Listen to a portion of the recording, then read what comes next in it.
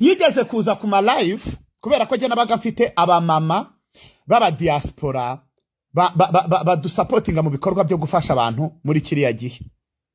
Nimba muri kubyumva neza abantu babyibuka mu nyibutse karame kabiri nejo nzitaba. Abantu muri mugire vuba genda shaka kwihuta vuba kuko ntagomba nkunda gutinda hano, ntagomba nshaka gutinda hano.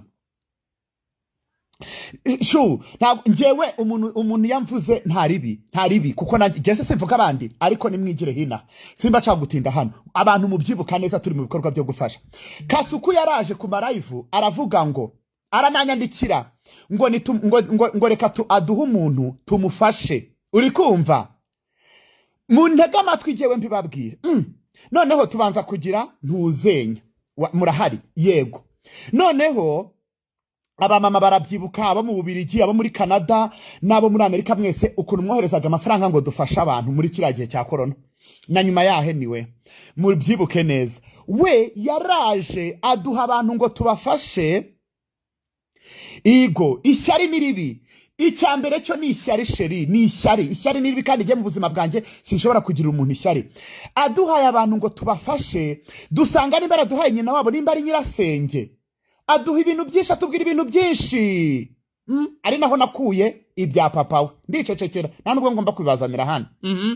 None harongera aduhundi abo bamama abo bantu bari mu Bubiligi murabyibuka harimo abantu bari mu Bubiligi mwazanye amafaranga ngo tujye gufasha. Andi ikindi gihe aduhereza umuntu ngo tumufashe dusanga ni ngewe sanga ni murumu umuntu uri muri Amerika udashobora gufasha famiye ye agatangira kaza kayisegera hano. Mpakusente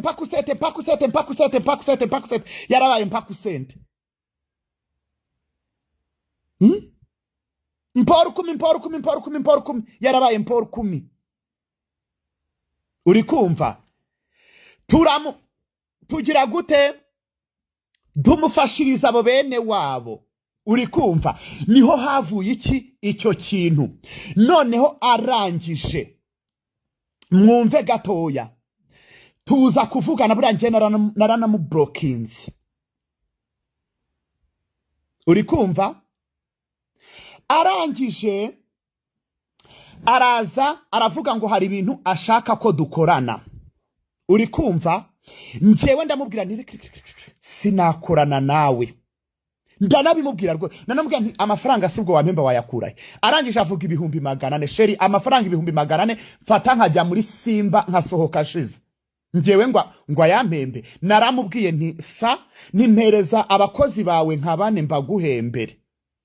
Uri kumva arangije ngo ikindi ngo jewe ngo nkorana hafi ngo na leta y'u Rwanda ariko yivugira ubwo abinyibwirira ngo twajya tugira byinshi dukorana. Ndamubwira niye ngo ngwiki noke noneho ngiye kuva rubatangira ibintu ngo twajya dukora nireka leta ifite umuvugizi je ntabwo ndi umuvugizi wa guverinoma.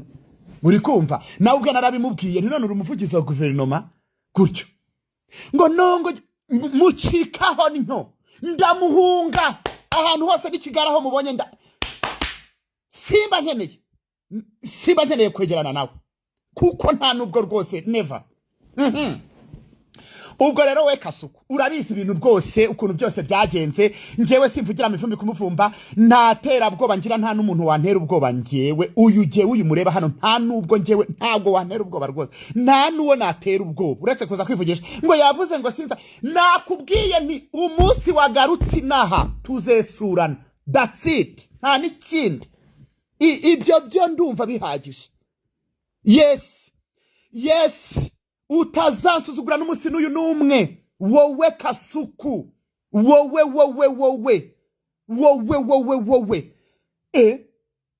urangije niyo mpamvu ahoza mu kanwa nta ribi n'ubu ngubu ndabizi uraje. Uri kumva mu bantu uza guhungeta usa nk'ushaka kugira ntago mbamo ntuzanatusha ahubwo upo nabikubwiye ngo ngwiki wowe Nikodra niko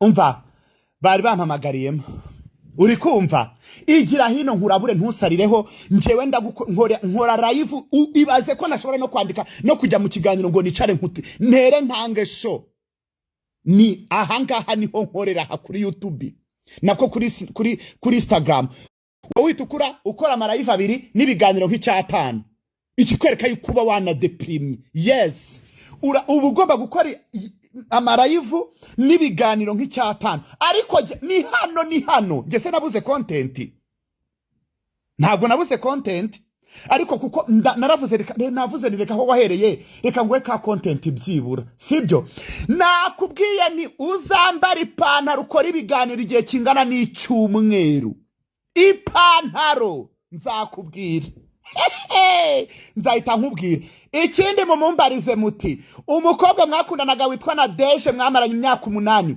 mbazanira izanyu utu witwa Nadege mwakundanye imyaka 8 uti yagutaye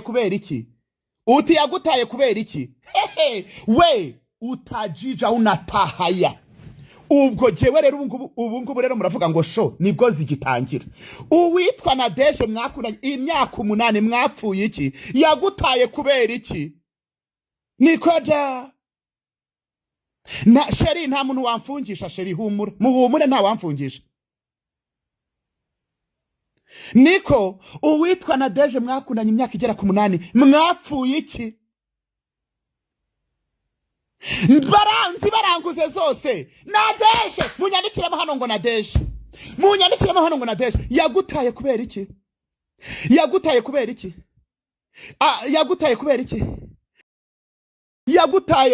iki ubu nkubwiye ahaherereye mwandike hano ngo Nadege munyandikira hano ngo Nadege mwakundanye imyaka 8 mwapfuye iki nkurabure ndaje nitwa Jihad munyandikira hano ubu nibwo show zigitangira nari narakwihoreye igihe kinini umpagararaho igihe cyose umpagararaho we wabuze content nta content ugira abakozi wakoreshaga inahangaha mu Rwanda nta numwe ugisigaranye waragiye urabambura uretse ko bamwe Imana yagiye bagirira neza n'ubu kubera ko bataye akazi kawe kubera nta nakazi bafite ugenda gusa ubayeho mu bwesikoro bwinshi abana urabadeprimisha ukajya uhora ubizeza ibitangaza uri kumva mumbwira abantu bose bagiye bakorana ubu bari kumwe n'ibande we nta soni uza ubeshya abanyarwanda mukodesha utudukuri ngo nama office bamwe na bamwe bakaba hosting igikondo ntuzanire wari uguho gustinza igikondo ya studio yagiye hehe niwiri gusabya ama studio y'abandi uri kumva ntabwo wakoresheje urubyiruko hano ukirirwa urwambura birirwa badeprima Imana bamwe ntiyagiye bahereza akazi ntibameze neza ntubona ukuntu bameze neza bikakubabaza ukaba wifuza yuko bamera nabi gicucu ruganzu warangiza ukaza kunshingaho we narakubwiye ngo ikintu cyanamubabaje cyane yaravuze ngo ngewe ndashaka gukorana na Jihad ndamuhakanira ndamubaza nari kubundi we wampemba ngahe ngo naguhemba nko 400 ku kwezi ntisa nkusubiriremo 400 my dear mbikubita mu modoka ntajya muri Simba nkaza birangiye yes abana wakoresheje bose barihe bamwe ntibagendaga batwara kamera n'ibiki byose hanyuma mbwira Nadege mwapfuye iki icyo nicyo ngusaba we Kasuku mbere yuko uza no kumpagararaho nta soni uribuka dufasha bene wanyu tukabafungurira mwene nyoko murumuna wawe tukamufasha inzara igiye kumutsinda mu nzu uri kumusabira ugira ngo ni rubanda uri gusabira kumba ari muri umuna wawe. Kamani nyogoseye, kamani nyoko wanyu ntago waruraho risiba twe twabafashaga. We rekanze noneho sasa. Soni warangiza ukaza kumpagararaho ariko izana Deje zozo nzazibazanira hana bashu. Muhumure. Nta soni. Mwapfuye iki na Deje da? Buretse gato aho yahereye kumureka sibiki, kumureka ibiki. Aho yahereye ngo isoni ndeka zitungagira so tunga jejegira.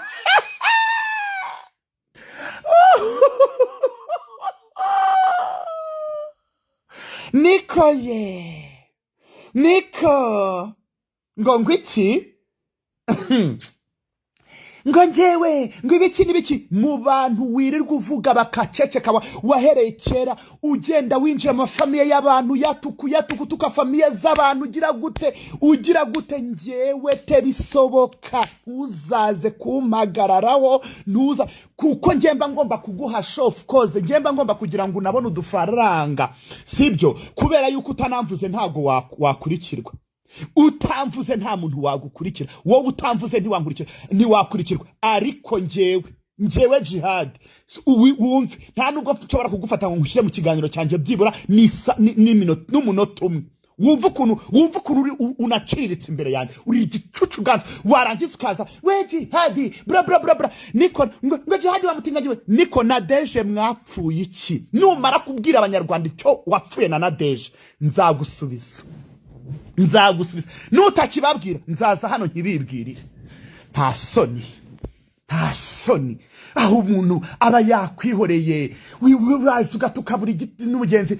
Njewe kuvuga simbyanze ndavuga pe nanjye mvuga abandi mujye muza nanjye mumvuga ariko hari igihe mukabya buriya mujye munareba hari n'abantu ntajya asubiza mwarabonye. Wowe rero nkubwire Kasuku ukuntu ufite agaciro nka kabajiya imbere yanjye ukuntu ufite unganya agaciro nka kabajiya. Nje nkora live y'iminota 30 ukora live ugakora na TikTok ukajya no gukora ikiganiro ukongera ukicika Jihad mureba Jihad w'umutinganyi Jihad narakubwiye ngo paka upfuye nzakuzengereza mu mutwe paka kuko nzahora mu mutwe wawe nk'isereri.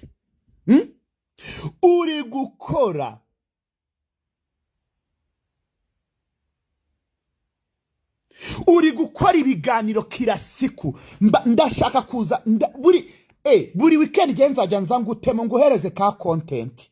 Ufite agaciro nka kabajiya imbere yanjye bajiya unazijuye. Umva icyambere nkubwire utamvuze abantu ntago bashobora kuza kukureba. Niyo nakora ikiganiro sinagushyira kuri thumbnail yanjye wumve ko ntanagushyira kuri thumbnail yanjye wumva agaciro gacu ufite.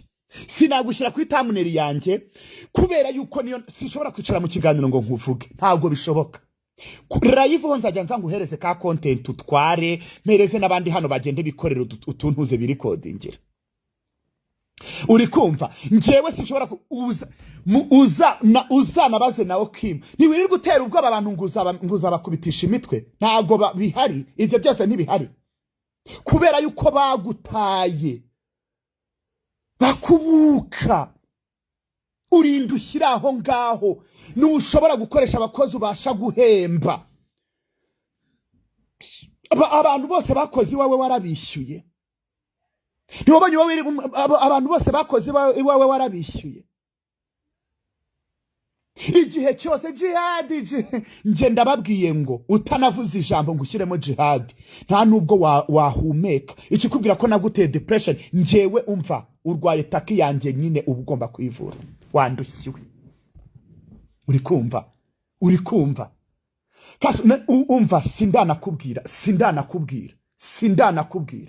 kuko nshobora no gufata ama video yawe yose wirirwa uraho ngaho wacyuzinga umuntu kuyatwara muri ambassade ya Amerika n'inkejo mu gitondo kaso ntunatushe rwose icyo rwose.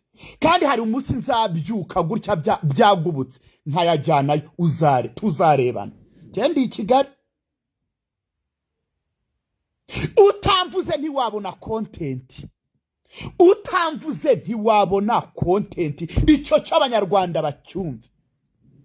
Nzabatama ibyana deshe nimwiturize. Kasu niko turanguze da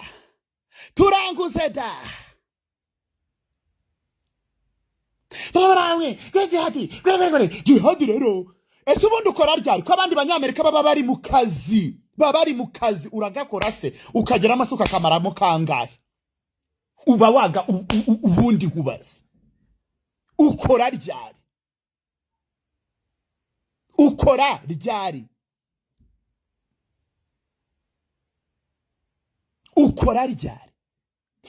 Raifu TikTok ikiganiro jihadi w'umutinganyi.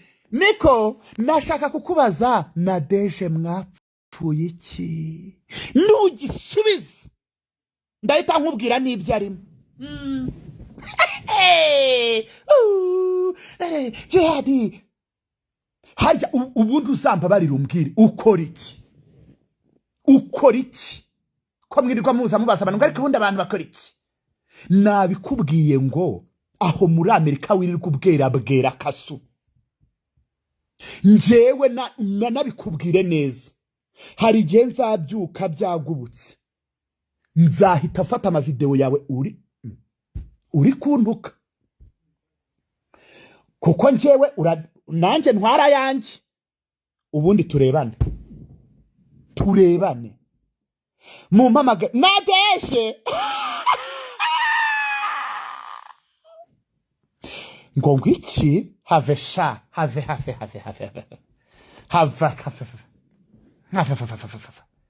ngo ngwiki murirwa mutuka abantu ngwiriya ndayakora nzabaza nubu tuvugana aratomboye jihad aramvuze ukora ibiganiro icyumweru kandi wambara ipantaro zihinduye utambara imwe umara icyumweru wambara ipantaro ukora ibiganiro buri munsi umvuga sibyo kandi ipantaro idasa nk'iyo wambaye ejo nuzibona uzangaye ufite ubwo bushobozi bwazo wabuze amafaranga yo kwishyura abana babandi warabambuye baranakwihoreye wirirwa bagendaho babuze ibwami no ku karubanda warabambuye barakwihorera urumva urabambura baraceceka bagerageza kurwana n'ubuzima babaho ugira ishyari nicyo kibazo cyawe uri umunyeshyari uri nenugu uri nakasajya uri umunyeshyari mubi wowe uzanicwa n'ishyari ryawe ibyiza rero uri kumva ibyiza wareka ishyari nubona ipantaro shaho nakubwiye ni nkeneye ndabigusabye njyewe mbikubwiriye hano kuri live kuko sinshobora gukora ikiganiro abashuba zicara ku gasonga bugari ngo baze bumve baba bagomba kuza hano mu busutwa burenze ukore ikiganiro icyumweru cyose umvuga ntari buntuka uko ushaka untuka wambara ipantaro kandi ipantaro ni wambara niyo pantaro ujye wambara ipantaro kuwa mbere imwe kuwa kabiri kuwa gatatu itandukanye niyo wambaye ipantaro byibura 7 mu cyumweru 7 icyo nicyo nugikora umunsi wakoze icyo kintu kambara ipantaro kuwa mbere kugera ku cyumweru unahindura nyine ugaragara nyine nk'umuntu uri gukora ibiganiro nyine utange show apana guhora muri ziriya jipe kiroti nubona ni wambara ipantaro ugakora ikiganiro kuwa mbere kuwa kabiri uhindura nzava mu nzira nzava mu nzira ntabwo uzongera kumva nongeye no kukuvugaho nuzibona mwarangiza ngo murusha abantu ngo kwambara ngo murambara mwambara ikisi sipirika mushaka unakubita miri urukweta pana twatundi tuba duhengamye buri munsi uhindura n'urukweto sha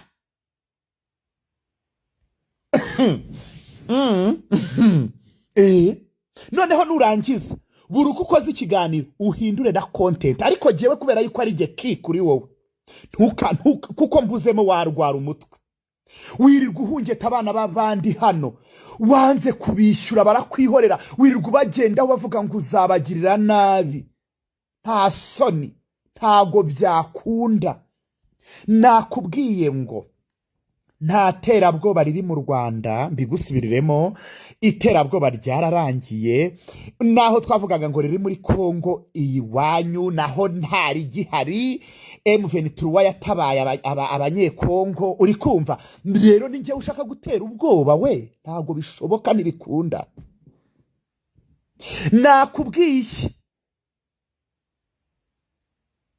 Nakubwiye wowe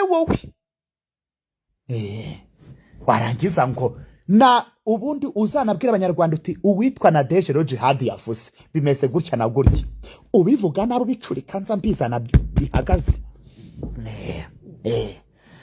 None narangiza ngo Jihad nta cyabaye. Njewe wowe ubu ntureba, urakora ikiganiro, urahita ukora live, wongere ukore TikTok, ushutinga ikiganiro, ni uryama wongere ugire ushutinga ikiganiro, nurya paka ugomba gukora ibiganiro. Kandi abasaba hano mujye mugenda mubikurikire, mu mwumve, mumufashe, mumuteze imbere. Je ntago ngira ishyari, ariko urangwa n'ishyari. Abana baraguhunze bishakira ubuzima, warabambuye, warabadepimishije.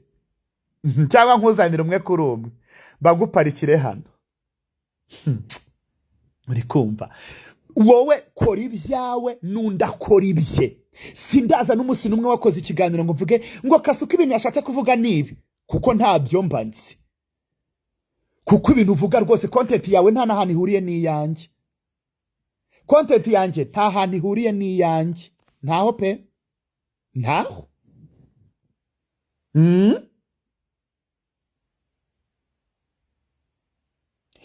Yego ko amezi 6 yonyine ntago yamvuga amezi 6.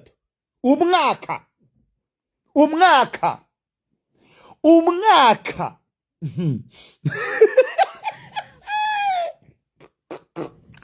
ntago ngugwi amezi 6 makeya akazacuruza tesa atamvuze.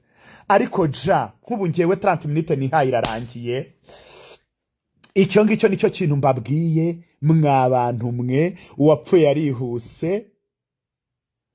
Nakubwiye nti reka kwambara izo jipe kirotsi. Umenisikia vizuri Reka kwambara izo jipe kirotsi. Ubundi kuwambara ipantaro, kuwa kabiri ipantaro itari nk'iyo wambaye, ubundi ukora ikiganiro. Sha turebe. Ibi bintu muba mugira ngo mushaka kuza mwiyenza. Hanyuma umuntu witwa Nadege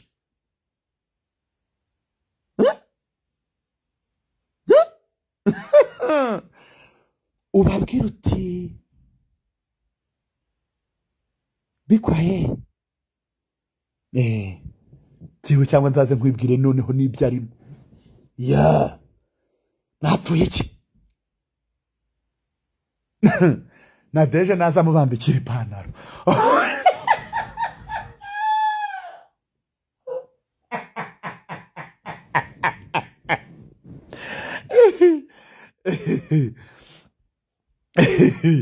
Urumva? Ubundi weekendi abashuni bwo nzongera nkabatamo ka live. Hanyuma rero mugire ijoro ryiza.